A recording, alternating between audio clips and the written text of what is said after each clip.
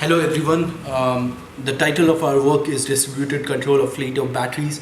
This is a joint work with my supervisor Anna Bursit and Professor Sean Bain. In the present work, we'll discuss ancillary services provided using fleet of batteries. This is related to the previous work on distributed control of flexible loads by my supervisor. I will give a short overview of distributed control architecture, focus on local control design for the batteries. We'll propose a nominal design that respects the quality of service of batteries. Numerical evaluation of our proposed control architecture validates its efficacy.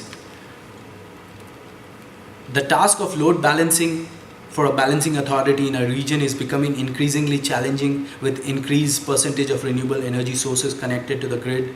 The mismatch between the demand and the supply has to be kept within bounds for a stable operation of the grid. Regulation signals such as PGM's RegD, as shown in the figure, has to be tracked by responsive load or a fleet of batteries. We consider a distributed fleet of batteries in which each of these batteries is not aware of the state of other batteries. The challenges associated with this problem is how do we effectively control large number of geographically distributed batteries for providing fast dynamic regulation with minimum amount of communication? How do we ensure that the quality of service of the batteries are maintained? Whenever we say quality of service of batteries, we mean two aspects. The first thing is how do we ensure that the batteries are never overcharged or over discharged beyond a level, and the second aspect of quality of service is the idle time. More the battery is idle, greater will be the life. How do we deal with asymmetries in the charging and discharging rate?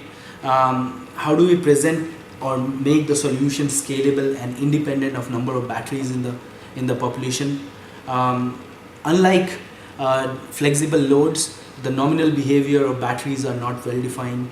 How do we define the nominal behavior of batteries? To deal with this problem, we propose a distributed stochastic control architecture having two control loops. The first one is a feedback control loop, which takes the aggregated power as an input and generates the control signal, scalar control signal.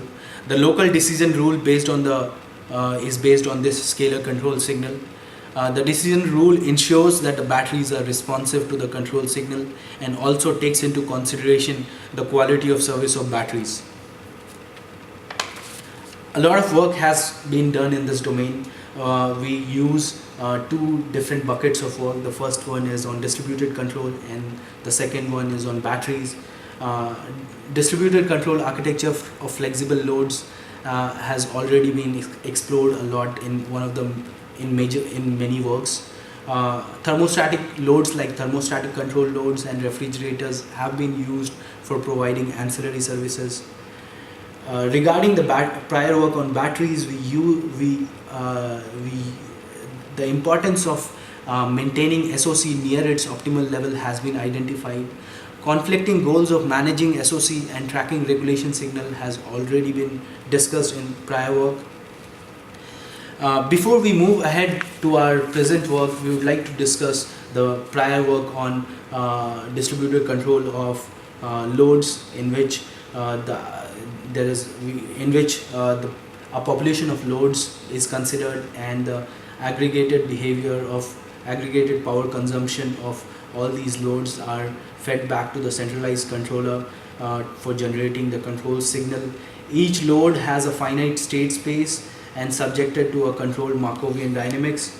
The local control is given by the parameterized family of transition matrices shown here as P zeta. Given the value of zeta and the current state x, the new state is chosen according to this transition P zeta. Once the family of the transition matrix, parameterized family of matrix is fixed, we can use mean field analysis to estimate the aggregate behavior. Now what follows is we will present a design to calculate this family of transition matrix for batteries. We present a local randomized control architecture for a fleet of batteries.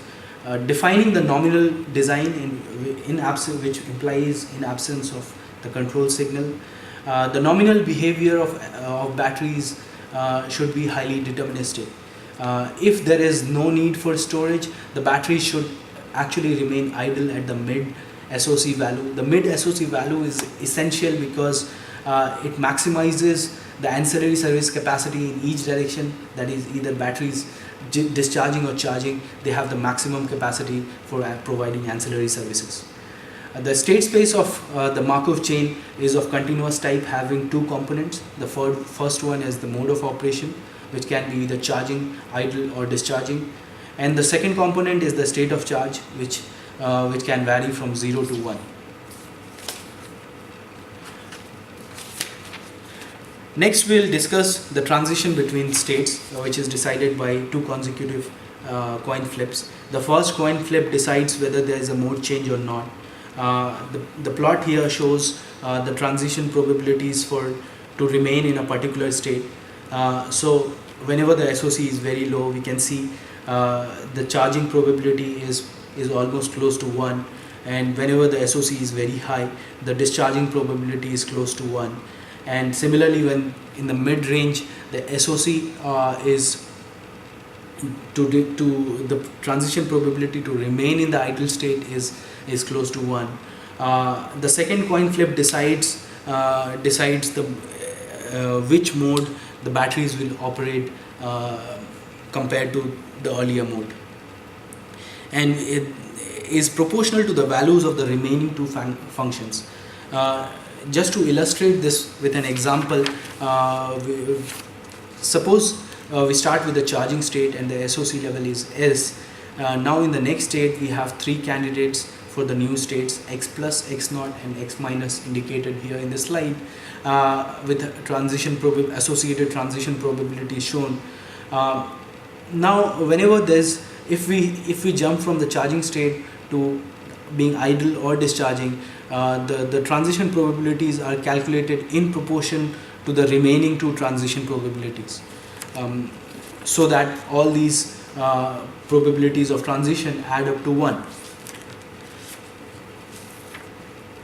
Now, how do we design a parameterized family of transition matrix with this information? This is an extension of the myopic design used in the previous work for a continuous state space. This extension is possible because of the finite number of candidates for the next state. In presence of the control signal, the transition probabilities are shown here, which is a function of the nominal transition probabilities, the control signal, and the power consumed in that particular state. This transformation of the nominal model will encourage discharge when control signal is greater than 0, and the charging when control signal is less than 0. We'll discuss the properties of the solution, which is the first one is scalable. Because of the randomized nature of the control solution, it is independent of the number of batteries. The control signal encourages idle time for each of the batteries. The control signal keeps the state of charge near its optimal level while ensuring that the aggregate power output can be continuously tracked by an aggregator. Moving ahead to the simulation results, we'll discuss the simulation scenarios in this slide. We consider three different batteries, S1, A1, A2. S1 represents a symmetrical battery model in which the charging and the discharging times are similar. A1 and A2 are the asymmetrical battery models in which charging and discharging times are different.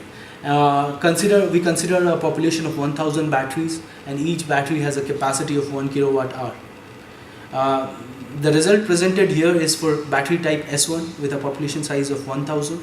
We can see that the regulation signal is overlapped by the power output of the batteries, which implies that the regulation is accurate, the tracking is accurate. The control signal is represented in the green line.